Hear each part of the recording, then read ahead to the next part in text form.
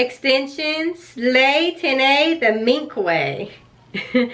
And this is a great company. It's the first time I'm buying this wig, so it's let me try to zoom in here.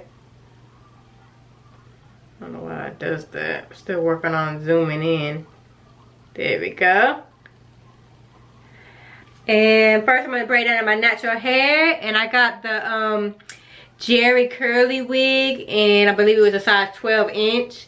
So it's my first time trying it on, and I didn't bleach the knots. I'm gonna go ahead and probably use makeup, and I already ordered a lace tint. I'm gonna be getting in the mail soon from actually from Amazon. So I'm gonna see how that works. But for right now, I'm gonna use makeup, foundation, and a little bit of setting powder. And it also has an elastic band on it. And I see I already washed it. It's still wet, so I might have to blow dry it a little bit. But isn't that pretty? So right now, I'm just gonna not talk too much. Go ahead and finish this video. God bless you.